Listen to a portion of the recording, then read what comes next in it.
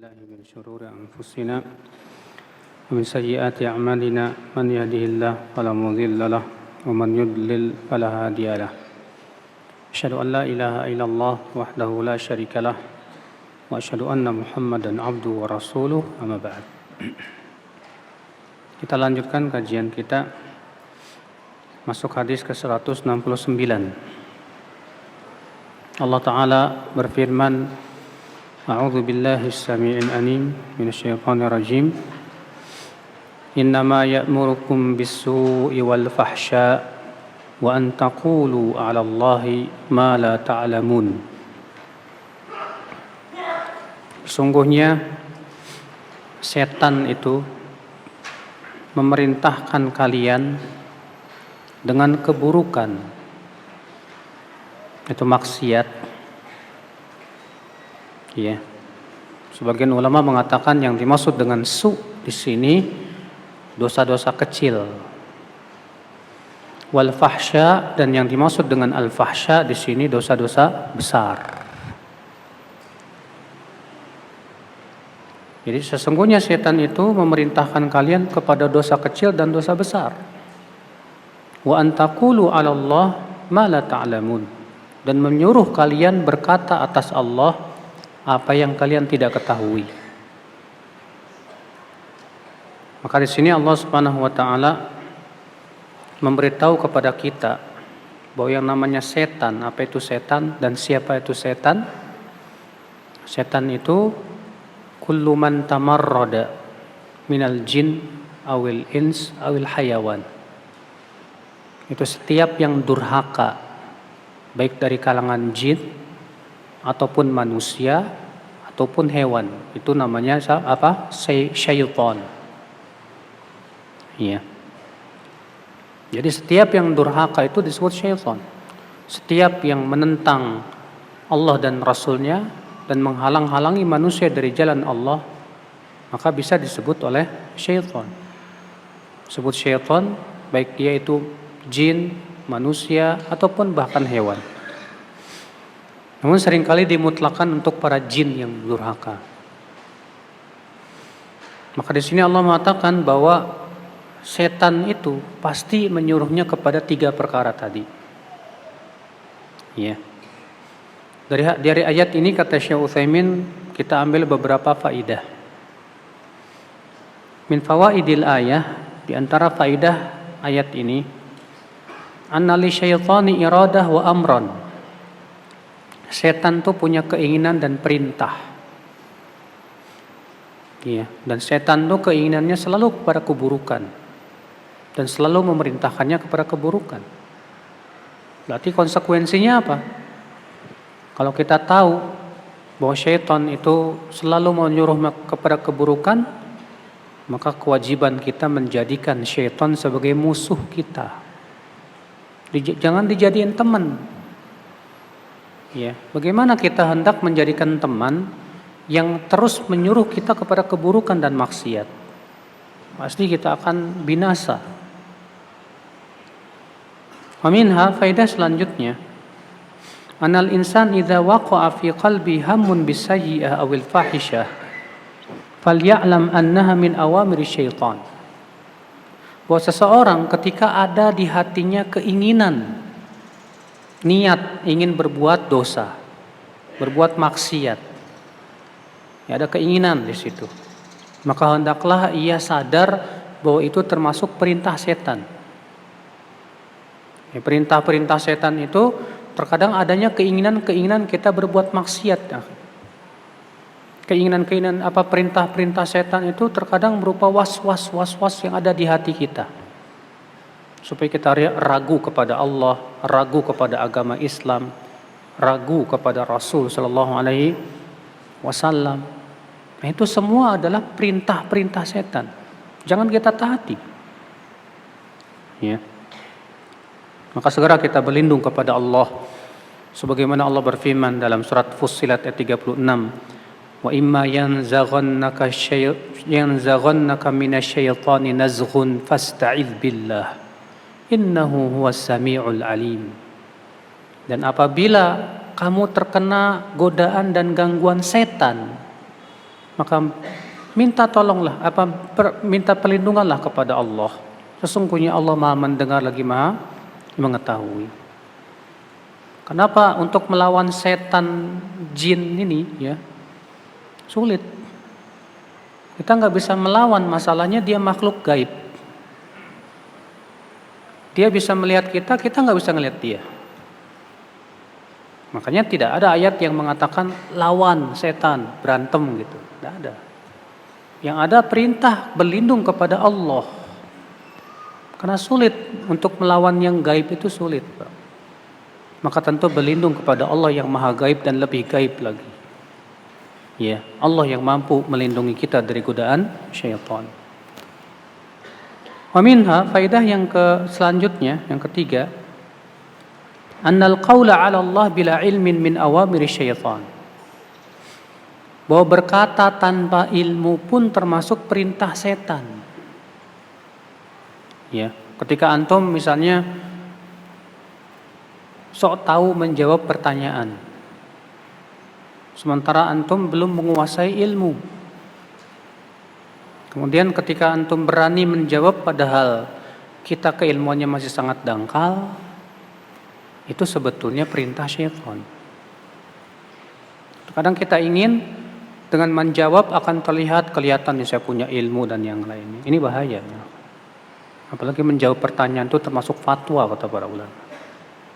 Dan fatwa itu membutuhkan keilmuan yang dalam. Kita harus mempelajari dulu pertanyaan-pertanyaan yang masuk tersebut. Ya. Tidak boleh sembarangan seenaknya jawab. Itu termasuk perintah-perintah syaitan. Ya. Maka hati-hati. Jangan sampai berbicara dalam agama ini sebatas dengan apa? Akal pikiran, pendapat pribadi. Kadang ada penuntut ilmu yang baru belajar berani berkata apa? Menurut pendapat saya. Nah, ini termasuk perintah syaitan. Belum apa-apa, ilmu belum matang, ya. Tapi istilahnya kayak apa ya? Dikarbit, Pak. Matang sebelum waktunya. Dan memang itu termasuk salah satu godaan syaitan supaya kita berani berkata atas Allah dengan tanpa ilmu, tanpa kita sadari. Ya. Kemudian kata beliau, wal qaul 'ala Allah Subhanahu wa ta'ala, berkata atas Allah itu ada 3 macam. Yang pertama, an yaqula 'ala Allah ma ya'lam. Annallaha qalahu. Berkata atas Allah dengan keilmuan, dia tahu dengan ilmunya bahwa memang Allah sudah menyampaikan demikian. Ada dalilnya dari Allah dan Rasulnya. Dan ada pemahaman para sahabat dan para salafus saleh tentang itu. Fahada jaiz, ini boleh, gak apa-apa. Kalau kita memang betul-betul sudah punya ilmunya, kita sudah mengkajinya, sudah memperdalaminya, maka pada waktu itu boleh, silahkan. Ya. Yang kedua, an yaqula 'ala Allah ma ya'lam anna Allah qala khilafah. Berkata atas Allah dan dia tahu yang dia sampaikan itu tidak sesuai dengan yang disampaikan oleh Allah dan Rasulnya. Tahu yang ia sampaikan ini salah. Tapi masalahnya demi mendapatkan apa? Kedudukan atau demi mendapatkan apa? Dunia, fulus dan yang lainnya. Maka ini ya akal Islam dosa besar. Ya. Yang ketiga, an yaqula 'ala Allah ma la ya'lam. Berkata atas Allah dalam perkara yang dia tidak ada ilmunya sama sekali. Dia belum pernah mempelajari itu dan dia juga tidak pernah tahu dalilnya dari Allah dan Rasulnya.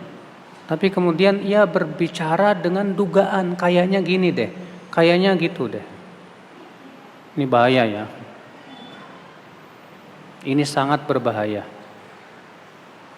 Ya akhi, berhati-hatilah.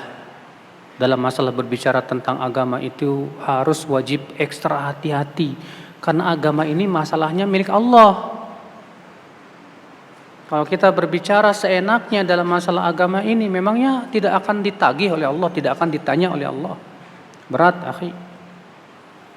Dalam surat Al-A'raf ayat 33 Allah menganggap berkata tanpa ilmu itu sumber berbagai macam dosa.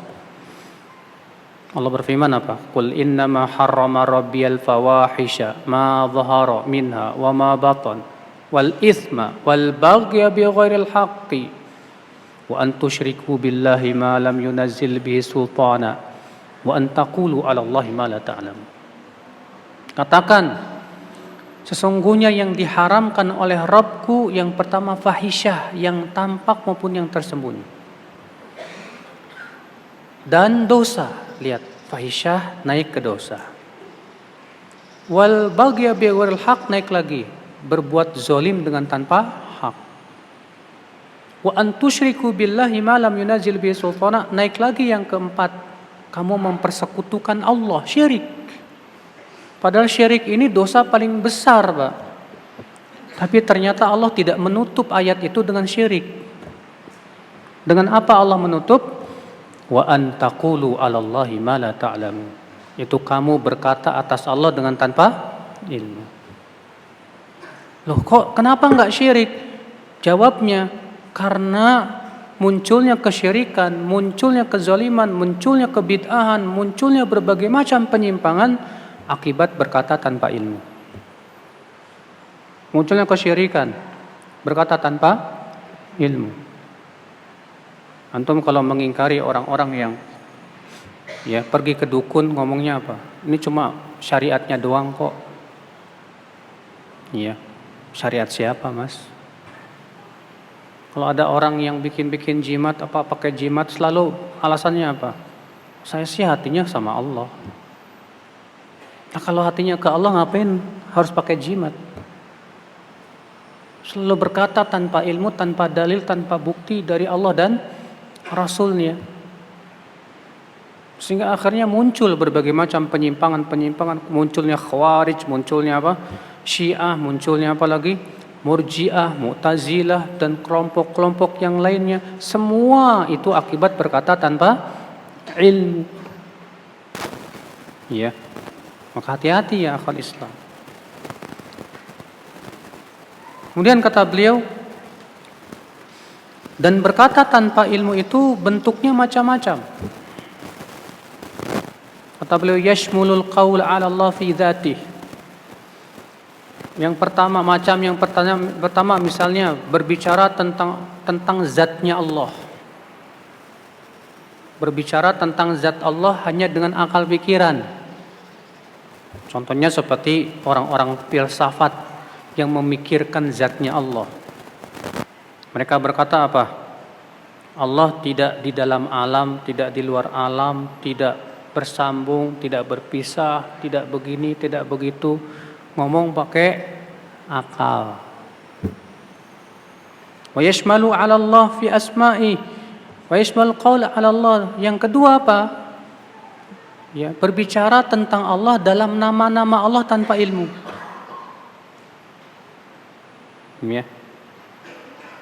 Contoh misalnya perkataan Mu'tazilah. Kata orang Mu'tazilah, nama Allah itu tidak mengandung sifat. Jadi Allah namanya Qawi, tapi tidak punya sifat kuat. Allah namanya Rahman, tapi tidak punya sifat rahmat. Sehingga mereka menetapkan nama tapi meniadakan apa? Sifat. Mana dalilnya? Hanya dengan akal pikiran tanpa ada bukti dari Allah dan Rasulnya. Berkata tanpa ilmu. Wa yashmalu aidan man qala fi sifatillah ma la ya'lam.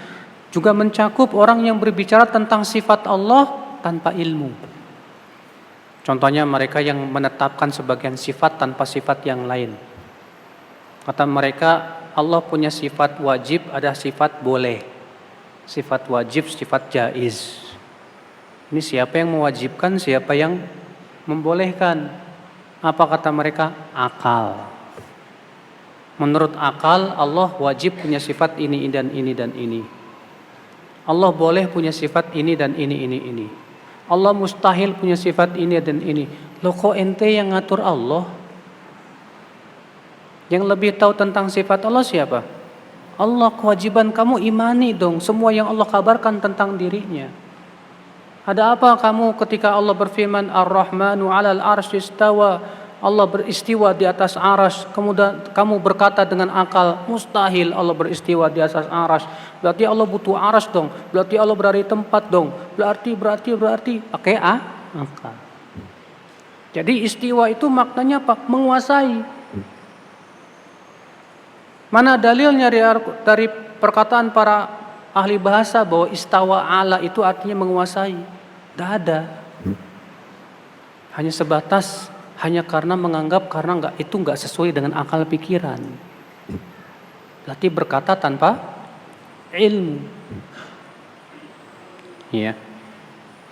Wa kadzalika yashmalul qaul 'ala Allah bila ilmin fi af'alih.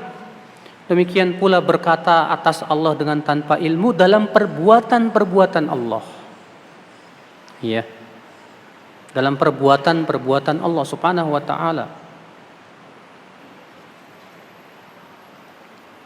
Ya, perbuatan Allah Subhanahu wa taala seperti halnya orang-orang Qadariyah yang mengatakan tidak mungkin Allah mentakdirkan keburukan. Yang menciptakan keburukan itu manusia, bukan Allah. Kita tanya dalilnya mana? Dari Allah dan Rasulnya. Tidak ada sama sekali. Orang Jabariyah mengatakan semua sudah takdir Allah. Jadi manusia itu pun tidak punya masyiah, tidak punya keinginan. Maka orang yang jatuh kepada dosa, ya udah itu udah takdir, nggak boleh disalahin. Ini berkata atas Allah dengan tanpa ilmu. Iya. Wa yashmalu aidan al-qaul 'ala Allah bila ilmin fi ahkamihi. Mencakup juga berkata atas Allah dalam hukum-hukumnya. Dengan mengatakan, oh ini halal tanpa dalil. Oh ini haram tanpa dalil. Membuat suatu macam ibadah sebatas menurut saya tanpa dalil dari Allah dan Rasulnya. Ikhwata Islam azani Allah wa iyyakum. Maka ya akhi, ini hati-hati. Siapapun yang ingin berbicara tentang agama, wajib dia untuk berhati-hati. Siapapun yang berbicara tentang agama, sebelum ia berbicara, dia sudah mempelajari terlebih dahulu. Dalilnya dari Al-Qur'annya, dari hadisnya, dari perkataan ulamanya. Makanya kata para ulama, ajra'ukum 'alan nar, ajra'ukum 'alal futya. Orang yang paling berani di antara kamu kepada api neraka itu orang yang paling berani berfatwa. Orang yang paling berani berfatwa berarti orang yang paling berani masuk neraka. Iya. Hati-hati ya akhwal Islam. Faedah selanjutnya, wa minha tahrimul fatwa bila ilm. Haramnya berfatwa dengan tanpa ilmu. Haram. Wa minha faedah selanjutnya,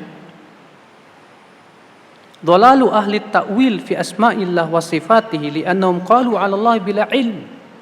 Orang-orang yang mentakwil sifat-sifat Allah itu akibat berkata atas Allah dengan tanpa ilmu sebagaimana sudah kita jelaskan tadi. Iya. Wa minha wujubu ta'zimillah. Wajib kita mengagungkan Allah. Siapa yang mengagungkan Allah pasti dia akan mengagungkan agamanya.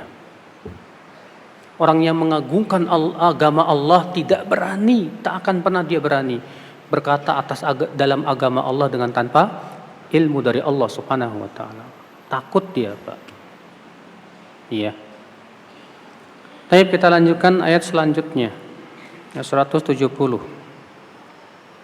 Allah Ta'ala berfirman, wa idza qila lahum ittabi'u ma anzalallahu qalu bal nattabi'u ma alfayna 'alaihi aba'ana awalau kana aba'uhum la ya'qiluna syai'an wa la yahtadun. Apabila dikatakan kepada mereka, ikuti apa yang Allah turunkan, mereka berkata, kami lebih mengikuti apa yang kami temukan dari bapak-bapak kami, dari nenek moyang kami. Ini jenis kayak ginian banyak nih Pak, di zaman ini.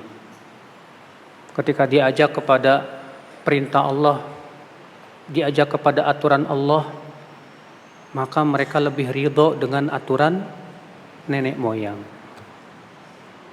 Subhanallah, ini orang-orang yang tidak sadar kalau dia itu makhluk Allah. Memang yang menciptakan dia nenek moyangnya apa? Memang yang ngasih rezeki dia itu nenek moyangnya apa? Yang menciptakan dia Allah, bahkan yang menciptakan nenek moyangnya ya Allah subhanahu wa ta'ala. Ada apa ketika dipanggil kepada Allah dan Rasulnya? Ayo kembali kepada Allah dan Rasulnya. Enggak. Kami lebih berbangga dengan budaya kami, dengan nenek moyang kami. Fala ilaha illallah. Orang-orang yang sombong kepada Allah. Wa idza qila lahum ittabi'u ma anzalallah. Apabila dikatakan kepada mereka, ikuti apa yang Allah turunkan, mereka berkata, kami lebih mengikuti apa yang kami temukan dari bapak-bapak kami, dari kakek-kakek kami dan nenek-nenek moyang kami.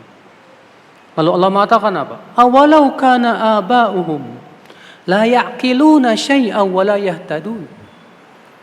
Apakah walaupun bapak-bapak kalian, nenek moyang kalian tidak berakal, maksudnya tidak masuk di akal keyakinan mereka itu, dan tidak pula mendapatkan hidayah dari Allah, tidak ada dalilnya dari Allah, tetap kalian ikuti juga. Karena memang terkadang dan seringnya begitu Pak. Kita lihat keyakinan nenek moyang tuh gak ada dalilnya dari Al-Quran dan hadis. Bahkan terkadang sering gak masuk di akal Pak. Lihat Pak, ya, keyakinan nenek moyang yang berbau kesyirikan itu. Ya, bikin sesajen atau keyakinan adanya hari-hari sial, atau adanya keyakinan kalau nikah itu namanya harus dipas-pasin dulu, ya. Ini kalau nggak pas ini, wah bisa terjadi bencana ini, nanti bakalan begini dan begitu. Dari mana Anda berkata? Apakah Anda dapat wahyu dari Allah? Tidak, ya. Tapi ini kata nenek moyang, kata kakek-kakek kita terdahulu. La ilaha illallah. Ikhwatal Islam azani Allah wa iyyakum. Taib, dari ayat ini kata beliau kita ambil beberapa faidah. Min fawaidil ayah.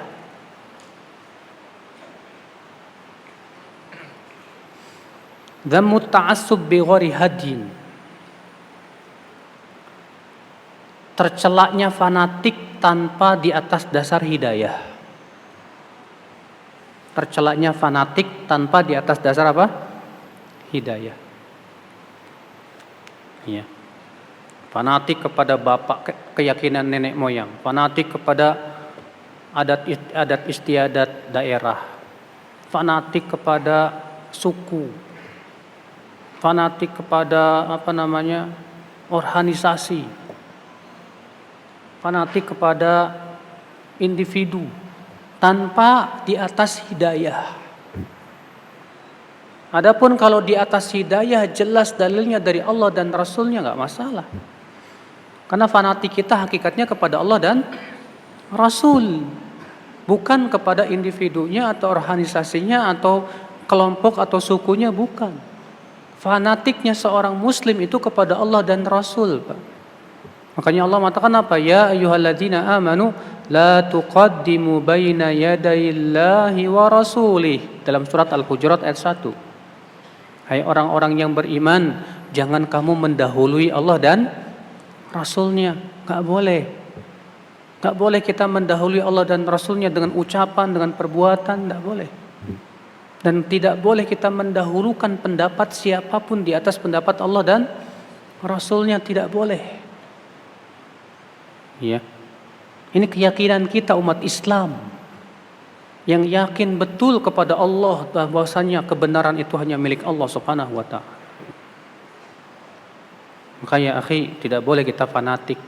Fanatik kita hanya kepada Allah dan Rasulnya, bukan kepada madhab, bukan kepada individu ulama, bukan. Fanatik kita hanya kepada Allah dan Rasulnya. Parameter kita dalam menilai kebenaran Allah dan Rasulnya. Wa minha, faedah yang kedua, anna man ta'assaba li madhhabin ma'a mukhalafatid dalil fa fihi syabahun min haula. Bahwa orang yang fanatik madhab dan ia tahu atau telah sampai kepadanya dalil yang tidak sesuai dengan madhabnya, tapi dia tetap fanatik dengan madhabnya padahal sudah sampai kepadanya apa? Dalil yang kuat, maka ini menyerupai perbuatan mereka. Cuma kalau orang jahiliyah kan fanatiknya kepada nenek moyang. Kalau ini fanatiknya kepada apa? Madhab. Pokoknya kalau bukan madhab Syafi'i saya nggak mau. Seakan-akan kebenaran semuanya ada pada madhab Syafi'i. Padahal Imam Syafi'i nggak pernah mengklaim begitu, Pak. Imam Syafi'i nggak pernah mengatakan, kamu jangan keluar dari madhab saya ya. Apa pernah Imam Syafi'i berkata begitu? Justru Imam Syafi'i mengatakan apa? Idza wajadtum fi kitabi ma yukhalifu qaular rasul fal qaulu ma qalahu rasul. Jika kalian mendapatkan dalam buku saya ini pendapat saya yang tidak sesuai dengan sabda Rasulullah, yang kalian ambil itu sabda Rasulullah. Wadribu qaulil haid, dan buang jauh-jauh pendapat saya. Itu yang dididik oleh Imam Syafi'i. Gak ada satupun ulama madhab yang mewajibkan kamu harus ngikutin pendapat saya, gak boleh keluar. Mana ada? Seluruh ulama madhab sepakat bahwa kita semua wajib mengikuti Allah dan Rasulnya. Makanya kata Imam Syafi'i apa? Idza sahhal hadits fahuwa madhabi. Apabila hadis itu telah sahih, itulah madhabku. Iya. Imam Ahmad mengatakan, la tuqallidu Syafi'i wala Malik wala Thawri wala Al-Auza'i walakin khudh min haitsu akhadhu. Kamu jangan taklid buta kepada Malik, kepada Syafi'i, kepada Sufyan Ats-Tsauri, kepada Auza'i, tapi ambillah dari mana mereka mengambil. Itu yang diajarkan oleh imam-imam kita, Pak. Ya. Wa minha, faedah selanjutnya. Wa minha annahu la yajibul inqiyad illa lima anzalallah minal kitabi wal hikmah. Bahwa tidak wajib kita tunduk kepada siapapun kecuali kepada Allah dan Rasulnya saja. Iya. Ketundukan kita yang total, yang sempurna hanya kepada Allah dan Rasulnya. Hanya kepada Allah Subhanahu wa ta'ala, ya akhal Islam. Wa minha, faidah selanjutnya. Bayan inad haula'il mustakbirin alladzina idza qila lahum ittabi'u ma anzalallah qalu bal nattabi'u ma alfaina alaihi aba'ana duna an yuqimu burhanan ala sihhati. Penjelasan bahwa orang-orang yang sombong itu biasanya ngeyel dan menentang mereka. Apabila dikatakan kepada mereka, ikuti apa yang Allah turunkan, apa kata mereka? Kami lebih mengikuti apa yang kami temukan dari nenek moyang kami. Ketika diminta, mana dalilnya bahwa kita wajib mengikuti nenek moyang? Mana keterangannya dari Allah Subhanahu wa ta'ala? Apakah ada Allah memerintahkan kita untuk fanatik kepada nenek moyang? Tidak ada. Makanya ya akhi, kita katakan kepada orang-orang yang ada di zaman sekarang yang begitu bangga dengan adat istiadatnya. Ya akhi, adat istiadat itu yang membuat siapa? Oh, nenek moyang. Nenek moyangmu yang menciptakan siapa? Allah. Yang memberi nikmat kamu dan nenek moyang kamu siapa? Allah. Lalu kenapa kamu lebih menaati nenek moyangmu daripada kepada Allah Subhanahu wa ta'ala? Betapa sombongnya kamu hai manusia kepada Rabbmu. Ya. Akhwal Islam azani Allah wa iyyakum. Wa minha faidah selanjutnya, anna kulla man khalafa al-haqqa wa ma anzalallahu falaysa bi'aqil wa laysa indahu hudan. Setiap orang yang menyelisihi kebenaran dan menyelisihi apa yang Allah turunkan dari Al-Quran dan hadis, biasanya akibat tidak mau menggunakan akal pikirannya. Dan dia pasti tidak di atas petunjuk, pasti itu Pak. Makanya Allah mengatakan dalam ayat tersebut, awalau kana aba'uhum la ya'qiluna syai'an wa la yahtadun. Apakah walaupun bapak-bapak kamu, nenek moyang kamu tidak menggunakan akal pikirannya, tidak pula mendapatkan hidayah dari Allah, tetap kalian ikuti juga. Masya Allah. Makanya Pak, orang yang menggunakan akal pikirannya dengan jernih, dia akan tahu Pak, kebenaran Islam dan kebenaran apa yang dibawa oleh Rasulullah SAW. Orang yang tidak mau mengikuti Allah dan Rasulnya sudah dipastikan tidak menggunakan akal pikiran dia. Dia hanya mengikuti hawa nafsu saja, mengikuti syahwat saja. Nasallallahu salamata wal afiyah. Na'udzubillah min dzalik. Ya, jangan sampai kita termasuk orang-orang seperti itu ya akhi. Ya.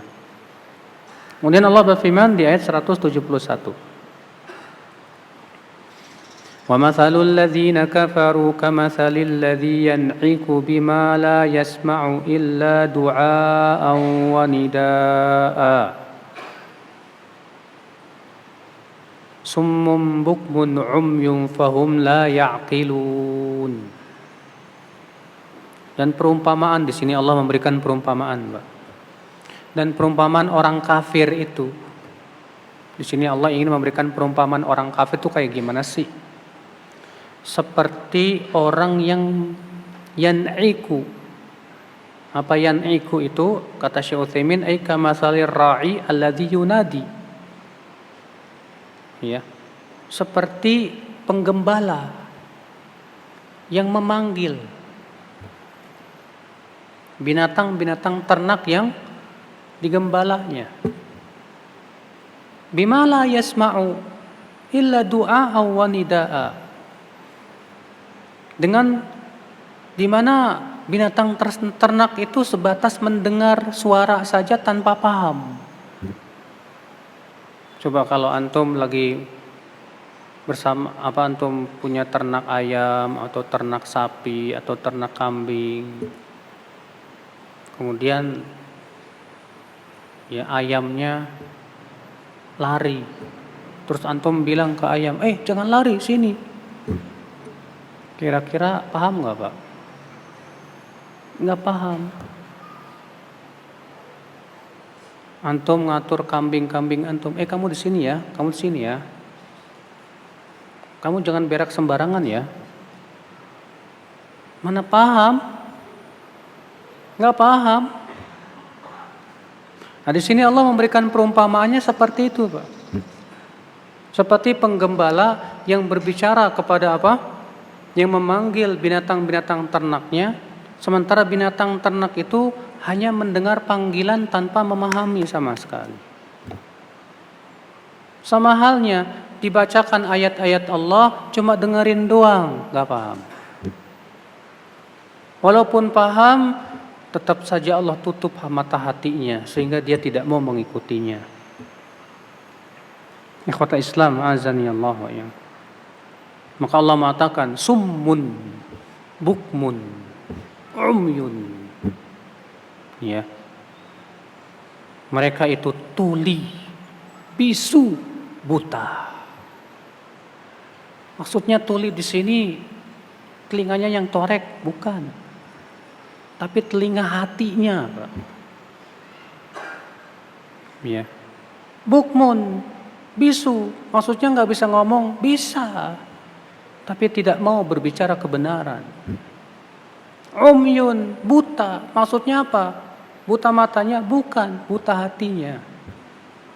Bayangkan, kalau telinganya sudah ditutup oleh Allah, matanya sudah ditutup oleh Allah sehingga tidak bisa mendengar, tidak bisa melihat kebenaran, khalas Pak. Apa yang bisa diharapkan dari kehidupan ini? Dia pasti akan berpaling dari panggilan Allah dan Rasul-Nya. Ya. Fahum la ya'qilun. Kata Allah, dan mereka tidak berakal. Artinya tidak mau menggunakan akal pikirannya untuk memikirkan tentang kebenaran yang Allah turunkan kepada Rasul-Nya. Untuk memikirkan siapa Rabb-Nya dan apa hak-haknya. Untuk memikirkan tentang tujuan hidupnya, kemana dia akan pergi. Tak pernah ia berpikir tentang persiapan menuju kematiannya. Iya. Tak pernah ia memikirkan bagaimana saya bisa masuk surga, bagaimana saya bisa lari dari neraka. Yang dia pikirkan cuma apa? Makanan. Yang dia pikirkan cuma apa? Duit, fulus, kedudukan. Seakan-akan dia menganggap hidup akan selama-lamanya di dunia. Dan setan kemudian terus membuat mereka itu tersesat jalan. Ya. Na'udzubillah, nas'alullah salamata wal afiyah ya akhal Islam. Di antara faedah ayat ini, kata Syekh Utsaimin rahimahullah, min fawaidil ayah anna haula'i fi ittiba'i abaihim mithlul bahaim allati tastajibu lin-na'ik wa hiya la tasma'u illa sautan du'aan wa nidaan la tasma'u syai'an ta'qiluh wa ta'rifu faidatah wa madarratu mukhalafatih. Bahwa mereka-mereka yang fanatik sama nenek moyang itu seperti binatang ternak yang mendengar panggilan penggembala dan dia tidak paham apa yang dimaksud dan diucapkan si penggembala tersebut, hanya mendengar suara saja. Dan memang benar, Pak. Antum lihat ya, Pak, orang-orang yang begitu fanatik dengan keyakinan nenek moyang, dia sendiri tidak paham maksudnya ini apa sih, faidahnya ini apa sih, dalilnya apa sih. Ya pokoknya kata nenek moyang udah begini, gimana lagi. Iya. Nanti kalau saya menyelisih nenek moyang bisa kualat nanti. Oh, ditakut-takuti setan. Ya, berapa banyak keyakinan-keyakinan seperti yang saya sebutkan tadi. Menyimpan sesajen di mana? Kenapa harus menyimpan sesajen? Oh, supaya menolak bala. Kita katakan bala dari apa? Dari bencana. Kamu berikan sesajen ke siapa? Ya, ke penunggu pohon. Mana buktinya? Ya, kata nenek moyang begitu. Loh, kok kata nenek moyang? Nenek moyangmu dalilnya mana? Udahlah, nenek moyang kita itu lebih banyak makan garam. Mereka jauh lebih paham dari kita. Masya Allah. Ya akhi, dikembangkan akal pikiran Anda. Kenapa kamu tidak berkata seperti itu kepada penciptamu? Kalau kita berkata itu kepada Allah, udahlah kata Allah gini, gimana lagi? Gak masalah. Karena Allah jelas ilmunya meliputi segala sesuatu. Allah mengetahui apa yang kita tidak tahu. Sedangkan nenek moyang ya sama dengan kita, apa bedanya? Bahkan bisa jadi kamu lebih pintar dari nenek moyang kamu loh. Nenek moyang kamu cuma lulusan SD, kamu Masya Allah udah profesor masih aja ngikut nenek moyang. Dikemanain itu? Ya. Gunakan akal pikiranmu itu untuk memahami siapa pencipta langit dan bumi, siapa yang harus kita taati benar-benar. Aneh, Pak. Orang yang gelarnya doktor ternyata masih tetap aja ridho dengan nenek moyang. Dikemanain doktornya ini? Apalagi kalau sudah menganggap profesor. Bahkan mungkin nenek moyangnya nggak sampai profesor, nggak sampai doktor. Ya, belajar pun nggak pernah. La ilaha illallah. Nah inilah Pak, keadaannya seperti itu. Hakikatnya mereka itu tidak menggunakan akal pikiran. Hanya sebatas ya hawa nafsu saja sebetulnya. Ikhwata Islam azani Allah wa iyyakum. Wa minha faedah yang kedua. Anna haula'i qad taba'a Allahu ala qulubihim. Bahwa mereka itu sudah dikunci mati hatinya itu. Ini sebabnya itu. Yang menyebabkan mereka tidak bisa berpikir dengan benar. Tidak pernah bisa mendengarkan ayat-ayat Allah. Kenapa? Akibat perbuatan mereka. Allah kunci mati hatinya itu. Fala yasma'una ma yad'una ilaihi min haqqin. Sehingga mereka tidak bisa mendengar kebenaran lagi. Wala yaquluna bih, mereka pun tidak mau berkata dengan kebenaran lagi. Iya. Summum bukmun umyun fahum la ya'qilun. Wa minha faedah selanjutnya, anna liha ulai amsalan yad'una bid'awal jahiliyah. Di zaman ini ada orang-orang yang jenisnya kayak gini nih Pak, kata beliau. Iya. Kaulaika alladzina yad'una ilal qaumiyah. Mereka-mereka seperti mereka-mereka yang menyeru kepada fanatik kesukuan. Iya. Fa inna mislahum kamithli alladzi yan'iku bima la yasma'u illa du'a wa nidaa. Sama keadaannya seperti mereka itu, seperti zaman Rasulullah sallallahu alaihi wasallam. Fanatik dengan adat istiadat nenek moyang. Allahul musta'an. Yes, siapapun muslim yang betul-betul mengislamkan dirinya kepada Allah Subhanahu wa taala, pasti Allah akan memberikan cahaya pada akal pikirannya, Pak. Iya. Allahu a'lam. Baik, kita lanjutkan ayat selanjutnya, ayat 172. Lalu Allah Ta'ala berfirman, Ya ayyuhalladzina amanu kulu min tayyibati ma razaqnakum washkuru lillahi in kuntum iyyahu ta'budun. Hai orang-orang yang beriman. Panggilan untuk kita-kita yang merasa diri kita beriman. Allah kalau sudah mengatakan hai orang-orang yang beriman, pasti isinya kalau enggak perintah atau larangan. Pasti itu. Kenapa sih? Allah kalau memanggil orang beriman pasti isinya perintah dan larangan. Karena hanya orang yang beriman yang mau patuh. Orang yang enggak beriman enggak mau patuh. Maka Allah Subhanahu wa taala memberikan isyarat seakan-akan bahwa konsekuensi iman itu adalah melaksanakan perintah, menjauhi larangan. Maka Allah memanggil, hai orang-orang yang beriman. Maka antum terpanggil enggak dengan panggilan ini? Kalau antum merasa saya bukan orang beriman, pokoknya enggak masuk ayat ini. Tapi kalau antum merasa saya beriman, langsung mendengar, ada apa ini? Saya dipanggil, saya beriman kepada Allah. Maka Allah berfirman, hai orang-orang yang beriman, kulu, makanlah, min thayyibati, dari sesuatu yang thayyib, apa itu yang halal, min ma razaqnakum, apa yang kami berikan rezeki kepada kalian. Makan, ya.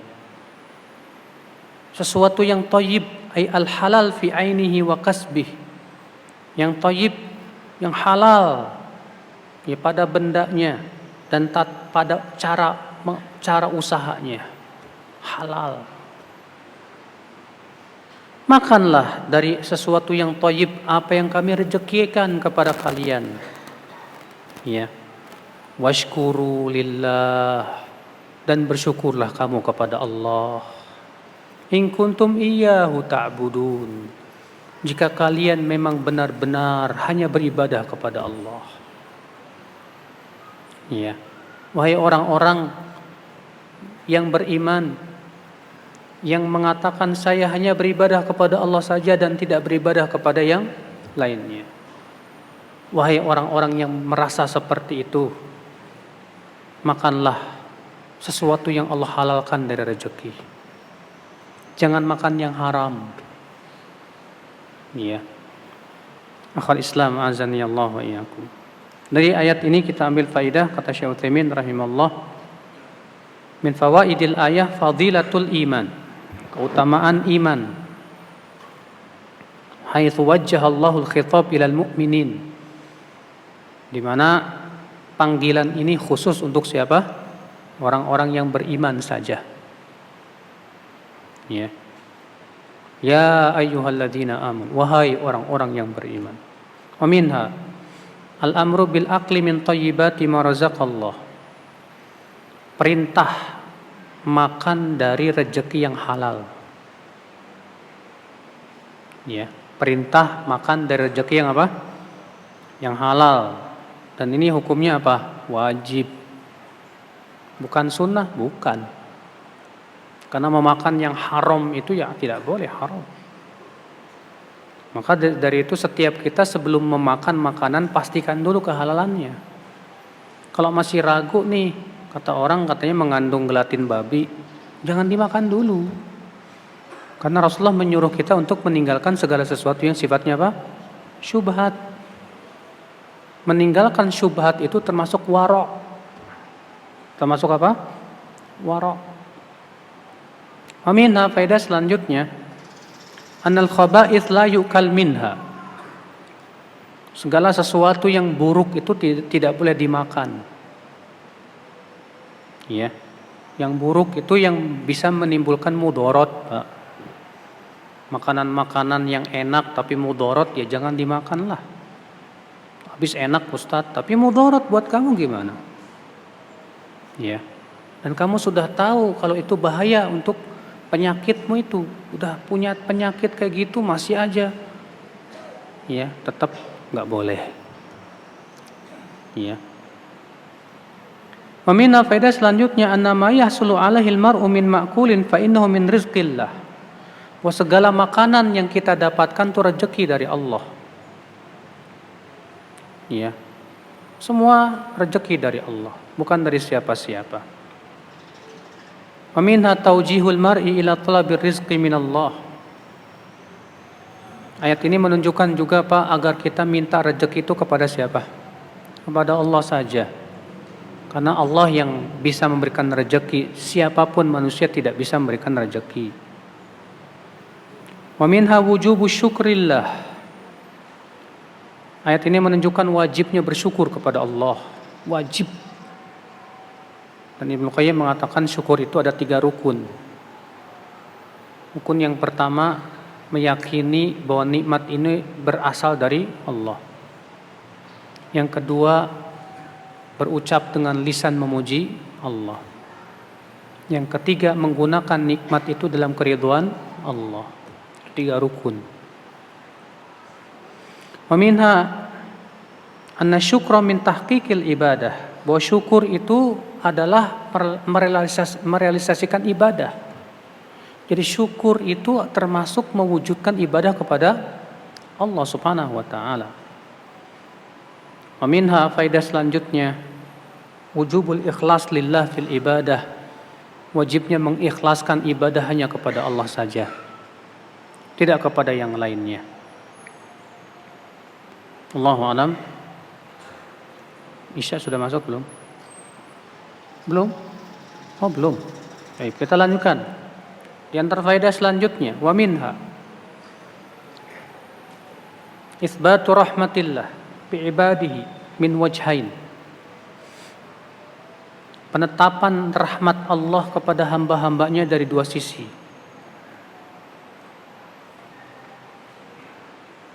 Penetapan rahmat Allah kepada hamba-hambanya dari 2 sisi. Awalan, yang pertama, min amrihi iyahum bil akli minat thayyibat. Itu diperintahkan memakan sesuatu yang thayyib. Mi'anna bidzalika hifdhan li sihatihim. Karena sesuatu yang thayyib itu, Pak, menyehatkan. Beda dengan sesuatu yang sifatnya haram. Itu pasti bahaya. Semua yang Allah larang dari makanan pasti bahaya. Makanya kalau antum memakan makanan yang antum tahu makanan ini misalnya mengandung pewarna yang bisa menimbulkan bahaya, ya, dengan takaran yang berlebihan misalnya, jangan dimakan. Maka segala sesuatu yang sifatnya mengandung bahaya untuk tubuh jangan dimakan. Iya. Kenapa? Karena yang bahaya itu diharamkan dalam syariat. Maka kita penting memakan makanan itu yang benar-benar thayyib gitu loh, Pak. Yang benar-benar halal. Iya. Sisi yang kedua apa? Min qauli ta'ala mimma ma razaqnakum. Itu apa yang Allah berikan rezeki kepada kalian, dan rezeki itu termasuk rahmat dari Allah. Iya. Wa minha ar-rad 'alal jabariyah. Ayat ini membantah kaum Jabariyah, Pak. Kaum Jabariyah ini mengatakan, ya, bahwa manusia itu seperti jarum jam. Sementara Allah mengatakan apa? Makanlah. Sementara makan itu mengharuskan kita apa? Usaha. Kalau orang Jabriyah mengatakan apa? Kalau Allah takdirkan kaya, ya kaya. Saya nggak perlu usaha. Makanya orang Jabriyah itu pemalas, Pak. Mau cari duit nggak mau, dengan alasan apa? Semua sudah ditakdirkan. Kalau sakit nggak mau berobat, alasannya apa? Udah takdir, kalau Allah takdirkan sembuh ya sembuh. Tapi gilirannya pas mereka lapar nggak pernah dia bilang gitu. Ya, pas lapar baru cari makan. Kenapa dia nggak berkata, udah kamu nggak usah cari makan. Kalau Allah takdirkan kenyang ya kenyang. Ya, kan semua sudah takdir.